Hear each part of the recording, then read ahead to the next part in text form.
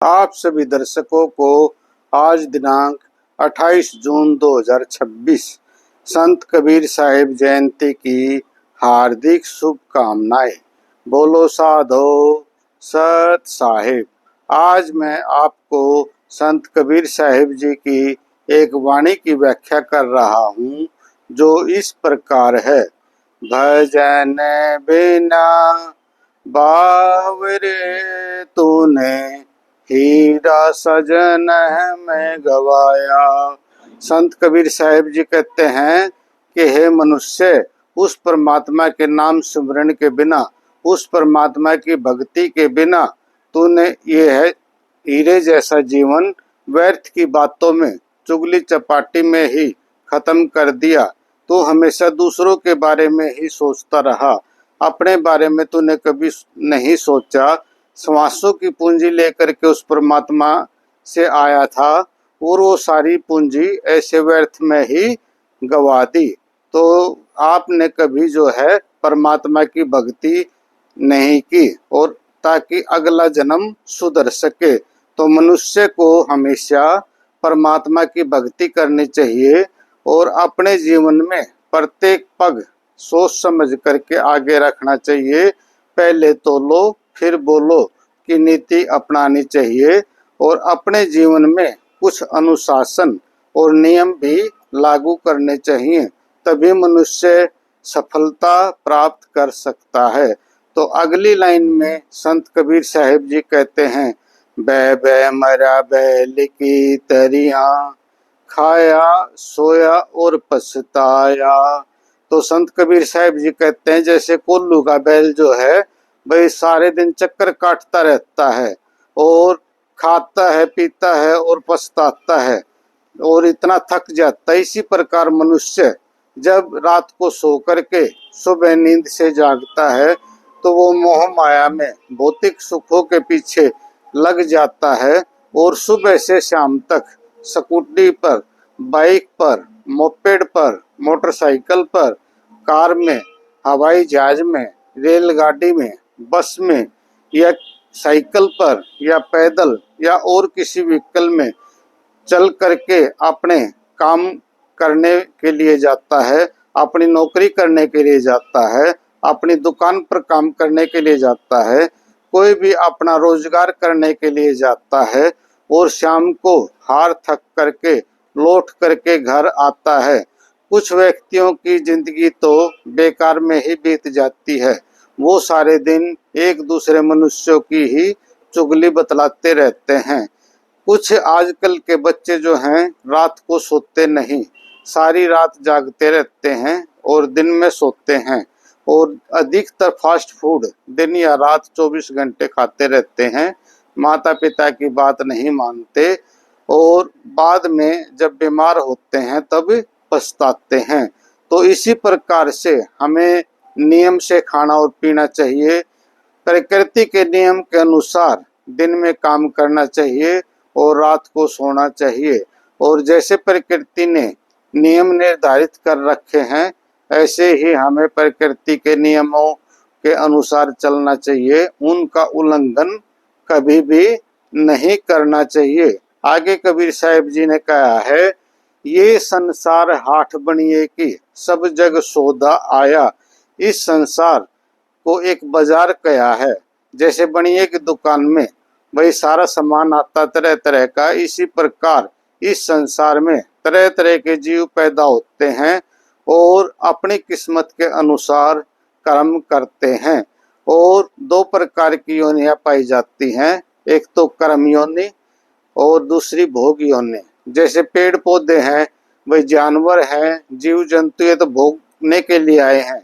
एक मनुष्य ही ऐसा है जो कर्म भी करता है और पिछले जन्मों के भोगों का भुगतान भी करता है। तो हमें जो है अपने कार्य सोच समझ करके करने चाहिए। जिस प्रकार से भाई मनुष्य देखते हैं कि मुर्गे काटने वाला पिंजरे में बहुत सारे मुर्गों को रोक देता है और एक एक करके शाम तक उन सब मुर्गों को काट देता है, काट करके बेच देता है। और इस प्रकार से कटने वाले को देख करके सब मुर्गे ये नहीं सोचते कि भाई एक दिन तेरी भी बारी आनी है। इसी प्रकार इस संसार से काल एक एक करके सभी जीवों को खा जाता है। दूसरे जो हैं शमशान घाट में जाते हैं मनुष्य, परंतु वो भूल जाते हैं कि तुझे भी एक दिन यहीं आना है। तो कहने का मतलब ये सारा संसार एक पिंजरे के समान है और ये सारा काल का भोजन है। और काल जो है सभी जीवों को किसी न किसी रूप में मार करके खा जाता है।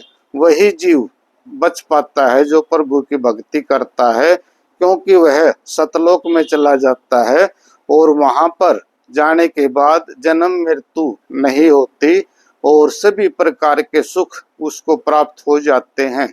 तो हमें अपना जीवन सुधारना चाहिए, प्रभु भक्ति करनी चाहिए, प्रभु के नाम का स्मरण करना चाहिए, क्योंकि मनुष्य जो दुष्टों की संगत जल्दी करता है, सज्जन व्यक्तियों की संगत नहीं करता जल्दी सी, और इसी प्रकार वो जीवन में पिछड़ जाता है क्योंकि वो हरि गुण नहीं गाता। तो साहिब जी कहते हैं चतुर व्यक्ति जो अपना माल है वो चौगुना कर लेता है और मूर्ख व्यक्ति अपनी मूल पूंजी को भी गवा देता है। जो हम श्वासों की पूंजी उस परमात्मा के घर से लेकर के आते हैं, तो चालाक व्यक्ति जो है नाम भक्ति और सिमरन करता उस परमात्मा का। जब हम भक्ति या नाम सिमरन में बैठ जाते हैं तो हमारा सांस 1/4 खर्च होता है, यानी रुपए में से 25 पैसे ही खर्च होता है। और जब हम सोते हैं तो हमारा सांस दुगना, और भागते हैं तो 4 गुना, और क्रोध में होते हैं तो 8 गुना खर्च होता है। और सबसे ज्यादा हमारा श्वास काम वासना के अंदर 16 गुना खर्च होता है। तो हमें इस सांसों की पूंजी को संभाल करके रखना चाहिए। उसी के अनुसार 50 साल, 100 साल, 200 साल, 400 साल, 500 साल या 1000 साल तक हमारे ऋषि मुनि महात्मा काफी लंबी आयु जीतते थे, क्योंकि वो भक्ति करते थे, नाम सिमरन करते थे। उनके जीवन में नियम और अनुशासन था और प्रत्येक कार्य वो नियम अनुशासन प्रकृति के अनुसार सोच समझ करके करते थे। तो हमें जो है अपने सभी काम जो है परमात्मा को समर्पित करके करने चाहिए, क्योंकि मनुष्य की असली जिंदगी तो 25 साल की ही है। बाकी ये और जिंदगी है उसको जानवरों के हिस्से की ही मिली हुई है। 25 साल तक मनुष्य जो है गृहस्थ आश्रम नहीं, बाल आश्रम में रहता था, गुरुजी के आश्रम में रह करके शिक्षा प्राप्त करता और ब्रह्मचर्य का पालन करता था। असली जिंदगी तो मनुष्य की वही होती थी। 25 से 50 साल तक गृहस्थ आश्रम में मनुष्य जो है भाई गधे की तरह या बैल की तरह, उल्लू के बैल की तरह लदया हुआ सारे इधर उधर घूमता रहता है और उसको पछतावा ही होता है। वो अपने परिवार की जिम्मेवारियां पूरी करता रहता है, परंतु लास्ट में उसके परिवार वाले भी या उसके बच्चे भी उसको ये कह देते हैं कि आपने हमारे लिए किया ही क्या है।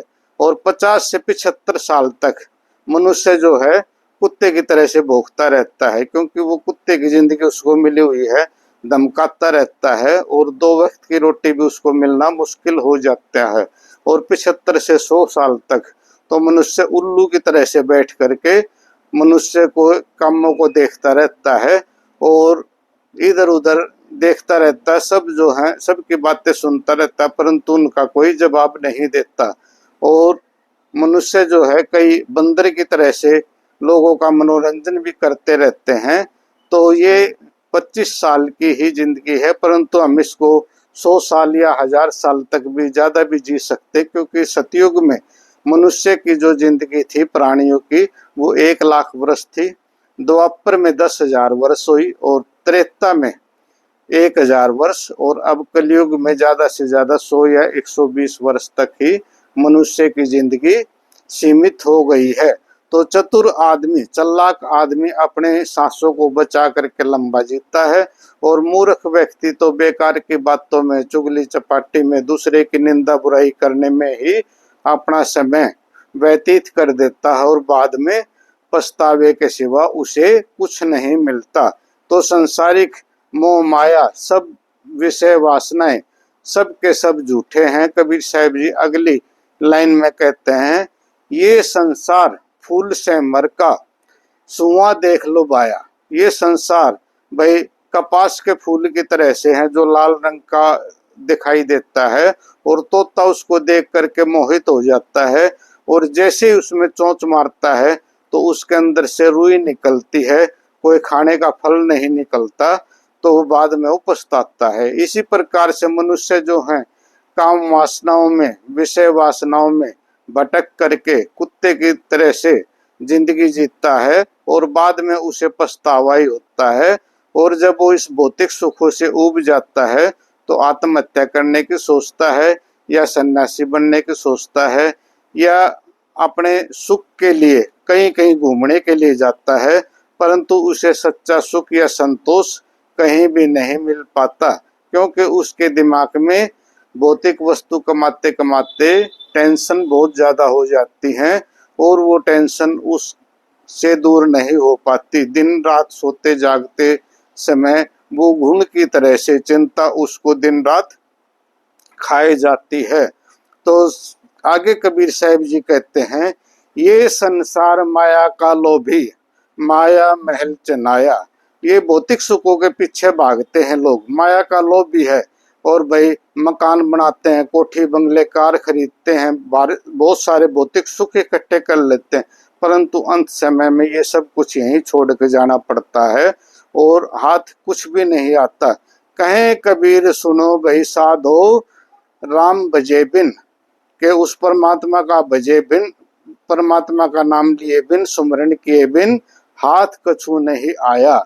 अगर किसी ने नाम की सच्ची कमाई की है, भक्ति की है, क्योंकि उस लोक में सतलोक में तो नाम की पूंजी ही चलती है, भक्ति की पूंजी ही चलती है।